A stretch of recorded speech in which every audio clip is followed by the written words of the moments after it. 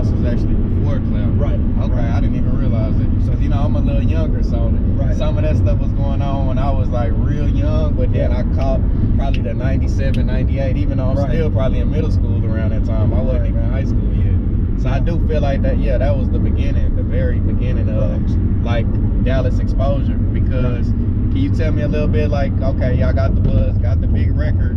This is after the Powerhouze, and like, was you actually a part of Oak Cliff, That's My Hood, or was that So after? what happened was I opened up when I left from doing Powerhouze, which we had a studio over by Empire Central. Yeah. I opened up, tried to.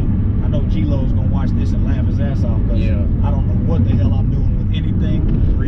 Owning a club or doing anything that has inventory. I absolutely am not the person to do that shit. So record store was a big fail. So I opened up D-Town Scene right next to offices in our recording studio right there by Camp Wisdom and Cockrell Hill Road right there in those storefronts. So when I opened that up, Nino and B Brown and them used to come by the studio all the time and just pop up. And then they started doing some recording.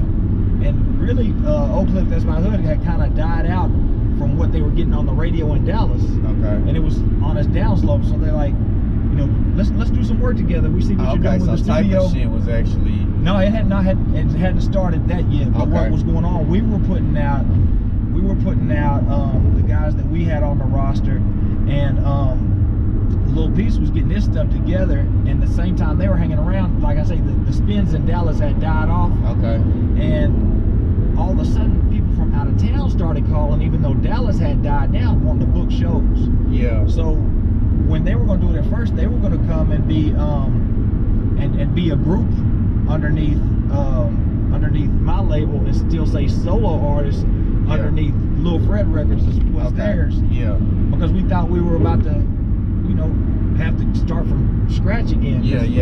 But then all of a sudden, like, Houston started calling, everybody started calling for shows, and they were calling me, you know, like, who are these guys out of Dallas? Because I was working with a lot of, you know, different cities and people.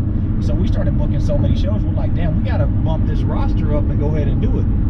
So we first did making them a group, because I had two artists that was ready to go right then. They was on a record together, so we put it on. And that's Peace and... No, that was Nino and Hot Boy Star. Nino Star. Okay, so so Oak Cliff record was really made before they kind of met you or coming around? Yeah, absolutely, before they met me. And they did all. So I didn't know Lil Fred Records was theirs. I always... His brother B Brown and Nino was the co-CEOs. I never knew where that came into play. It was named after their stepdad, and they got all that buzz from when it went on the radio.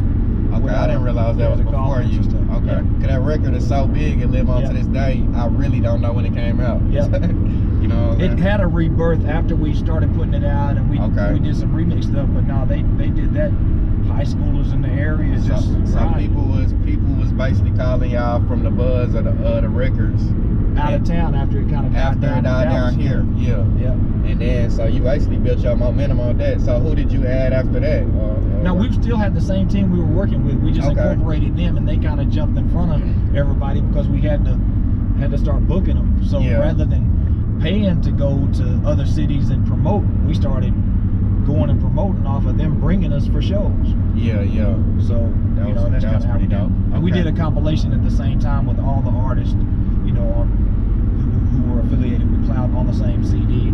So we worked that while we were working their stuff as well. And then you actually, man, like, built up, and this is something that, you know, is researchable, Googleable. Like, y'all built up, and then you got the deal with EMI, like, and this is like groundbreaking for Dallas, because I'm trying to, when I go back, and I always try to think about major labels that we had here, or people that laid the foundation to even, you know, get any light put on us, you know what I'm saying? And I think that was kind of like the beginning, because it was a little bit before the internet went crazy, or the internet era, you know what I'm saying, I would say.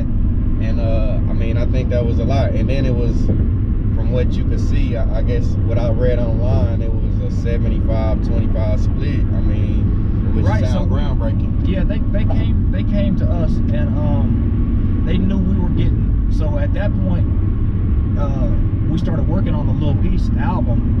And Hit the Dance Floor came out when we had all the clubs popping, and then we started getting radio in Dallas, and we started adding radio in other cities at the same time.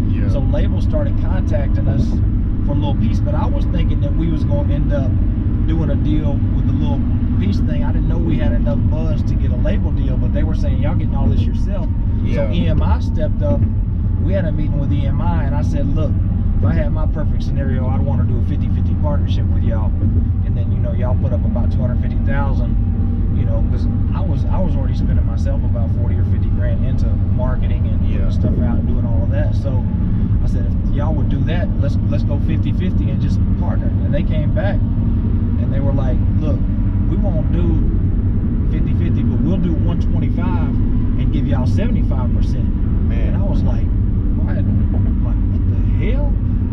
I didn't want to say yes too fast to it. I was like, I thought that would, no way that was gonna happen. So we ended up getting the Ward White as our attorney and negotiating the deal, and they came down here and signed us in Dallas. It was important for me that they came down here, saw all the club nights, stayed 3 or 4 days.